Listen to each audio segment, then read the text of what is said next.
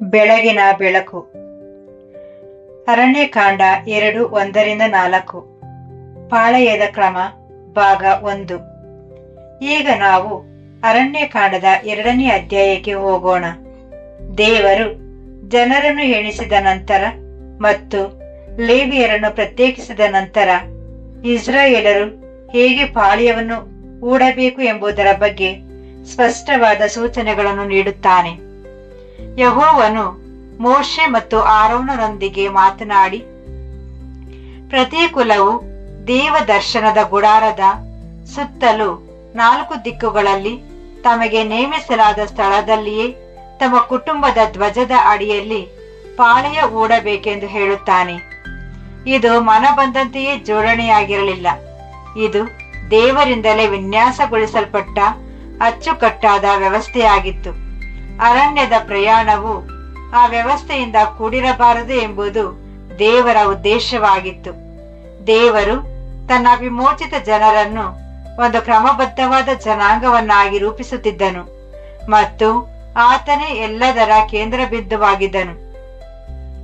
Bible ನಮಗೆ ಹೇಳುವಂತೆ ಈ ಕುಲಗಳು ದೇವ ದರ್ಶನದ ಗುಡಾರದಿಂದ ಸ್ವಲ್ಪ ದೂರದಲ್ಲಿ ಪಾಳೆಯ ಹೂಡುತ್ತಿದ್ದವು. ಅರಣ್ಯಕಾಂಡದಲ್ಲಿ ನಿಖರವಾದ ದೂರವನ್ನು ಹೇಳದಿದ್ದರೂ ಯೆಹೋಶುವ 3:4 ಜನರು ಒಡಂಬಡಿಕೆಯ ಮಂಜೂಷದಿಂದ ಸುಮಾರು 2,000 ಮೊಳಗಳಷ್ಟು ದೂರವಿರಬೇಕೆಂದು ಹೇಳಲಾಗಿದೆ. ಇದರಿಂದ ಅವರು ಹೋಗಬೇಕಾದ ಹಾದಿಯನ್ನು ಸ್ಪಷ್ಟವಾಗಿ ಕಾಣಬಹುದಿತ್ತು. ಇದನ್ನು ಹೋಲಿಕೆಯಾಗಿ ನೋಡಿದಾಗ ಅರಣ್ಯದ ಪಾಳೆಯದಲ್ಲೂ ಗುಡಾರಕ್ಕೂ ಮತ್ತು ಜನರ ಪಾಳೆಯಕ್ಕೂ ನಡುವೆ ಅಷ್ಟೇ ದೂರವಿತ್ತು ಎಂದು ನಾವು ತಿಳಿಯಬಹುದು. ಈ ಅಂತರವು ಭಕ್ತಿ ಗೌರವವನ್ನು ಕಲಿಸಿತು. ದೇವರು ಹತ್ತಿರವಿದ್ದನು, ಆದರೆ ಆತನನ್ನು ಅಸಡ್ಡೆಯಿಂದ ಸಮೀಪಿಸುವಂತಿರಲಿಲ್ಲ.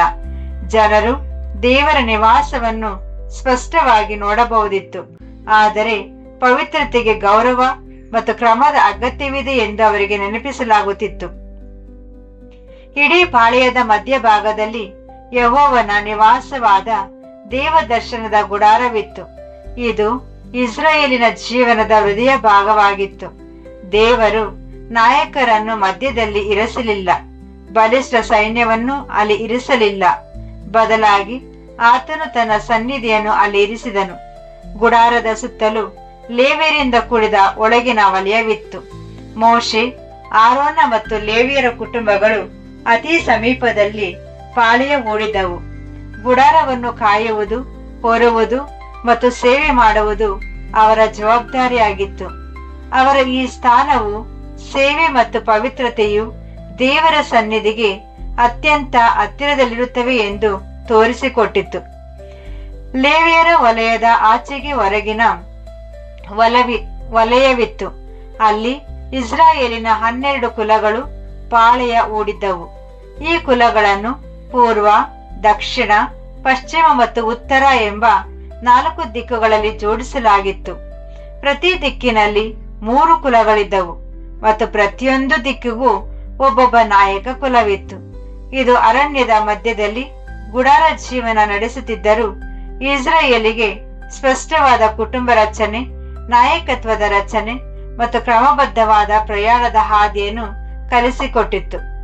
ಅರಣ್ಯಕಾಂಡ 2ನೇ ಅಧ್ಯಾಯವು ಈ ಕುಲಗಳು ತಮ್ಮ ಕುಟುಂಬದ ಧ್ವಜಗಳ ಅಡಿಯಲ್ಲಿ ಪಾಳೆಯ ಹೂಡಿದವು ಎಂದು ಹೇಳುತ್ತದೆ.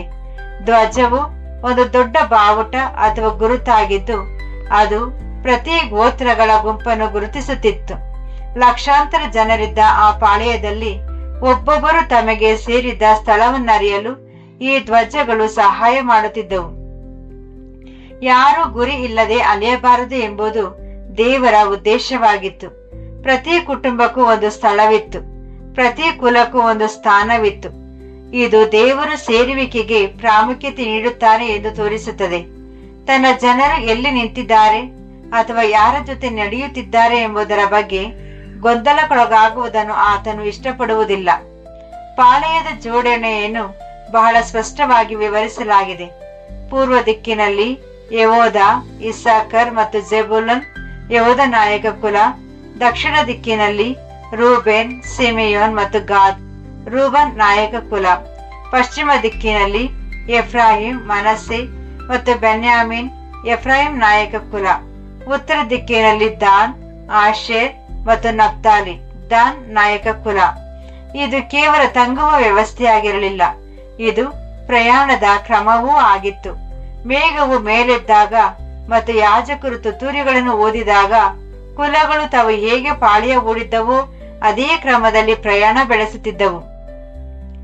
ದೇವರು ದೈನಂದಿನ ಜೀವನವನ್ನು ಗುರಿ ಮತ್ತು ಚಲನೆಯೊಂದಿಗೆ ಹೊಂದಿಸಿದನು.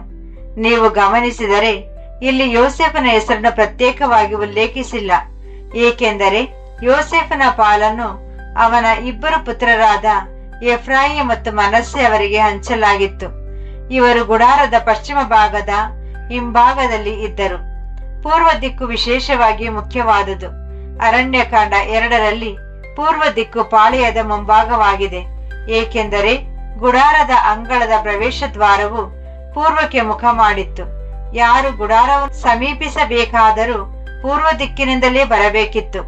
ಆದ್ದರಿಂದ ಪೂರ್ವ ದಿಕ್ಕಿನಲ್ಲಿದ್ದ ಕುಲಗಳು ದೇವರ ನಿವಾಸದ ಎದುರಿಗೆ ನಿಂತಿದ್ದವು. ಈ ಸ್ಥಾನವು ಗೌರವ ಮತ್ತು ಜವಾಬ್ದಾರಿಯನ್ನು ಹೊತ್ತಿತ್ತು. ದೇವರು ಯೆಹೂದ, ಇಸ್ಸಾಕರ್ ಮತ್ತು ಜೆಬುಲೂನ್ ಅವರನ್ನು ಅಲ್ಲಿರಿಸಲು ಒಂದು ಕಾರಣವಿತ್ತು. ಯೆಹೂದನನ್ನು ಪೂರ್ವ ದಿಕ್ಕಿನ ನಾಯಕ ಕುಲವನ್ನಾಗಿ ಆಯ್ಕೆ ಮಾಡಲಾಗಿತ್ತು. ಇದು ಆಕಸ್ಮಿಕವಲ್ಲ. ಆದಿಕಾಂಡ 43ರಲ್ಲಿ ಯಾಕೋಬನು ನೀಡಿದ ಆಶೀರ್ವಾದದಲ್ಲಿ ಯೆಹೂದನಿಗೆ ರಾಜತ್ವದ ವಾಗ್ದಾನವನ್ನು ನೀಡಲಾಗಿದೆ. ರಾಜದಂಡವು ಯೆಹೂದನಿಂದ ದೂರವಾಗುವುದಿಲ್ಲ ಎಂದು ಹೇಳಲಾಗಿತ್ತು. ಇದಕ್ಕಾಗಿಯೇ ಯೆಹೂದನು ನಂತರ ರಾಜವಂಶದ ಕುಲವಾಯಿತು ಮತ್ತು ಇದೇ ಕುಲದಿಂದ ಮೆಸ್ಸಿಯನು ಬಂದನು. ಯೆಹೂದನನ್ನು ಪಾಳೆಯದ ಮುಂಭಾಗದಲ್ಲಿ ಇರಿಸುವ ಮೂಲಕ ನಾಯಕತ್ವ, ರಾಜತ್ವ ಮತ್ತು ಭವಿಷ್ಯದ ವಿಮೋಚನೆಯು ಈಗಾಗಲೇ ತನ್ನ ವಿನ್ಯಾಸದ ಭಾಗವಾಗಿದೆ ಎಂದು ದೇವರು ಮೌನವಾಗಿ ತೋರಿಸುತ್ತಿದ್ದನು. ಪಾಳೆಯವು ಚಲಿಸುವಾಗ ಯೆಹೂದನು ಮೊದಲು ನಡೆಯುತ್ತಿದ್ದನು, ಅಂದರೆ ನಾಯಕತ್ವವು ಜನರ ಮುಂದೆ ನಡೆಯುತ್ತಿತ್ತು. ಈ ವ್ಯವಸ್ಥೆಯು ಪ್ರಾಯೋಗಿಕವಾಗಿಯೂ ಅರ್ಥಪೂರ್ಣವಾಗಿತ್ತು. ಯೆಹೂದ, ಇಸ್ಸಾಕರ್ ಮತ್ತು ಜೆಬುಲೂನ್ ಎಲ್ಲರೂ ಲೇಯಳ ಪುತ್ರರಾಗಿದ್ದರು.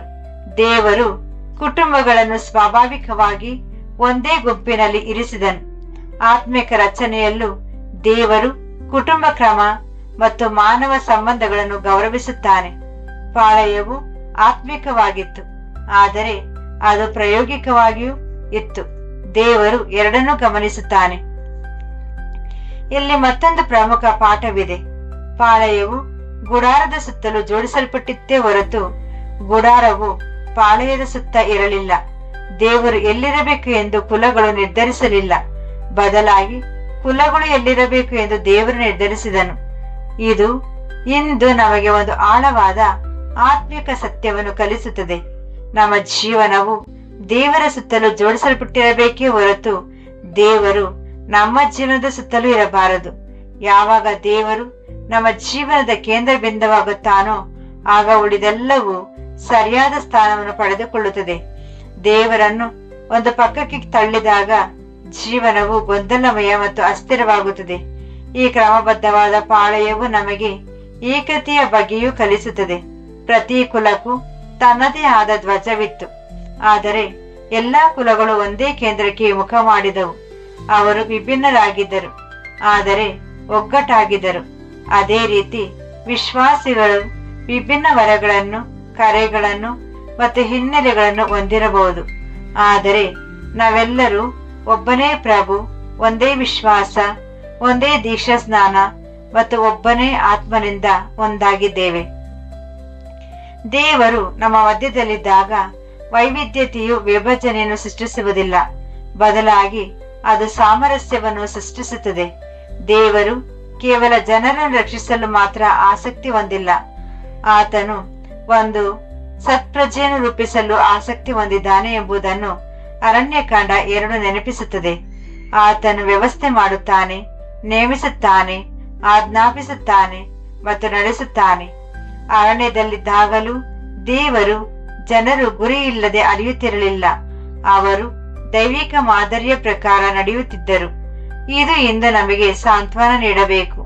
ನಮ್ಮ ಪ್ರಯಾಣವು ಅರಣ್ಯದಂತೆ ಅನಿಸಬಹುದು, ಆದರೆ ದೇವರಿಗೊಂದು ಕ್ರಮವಿದೆ.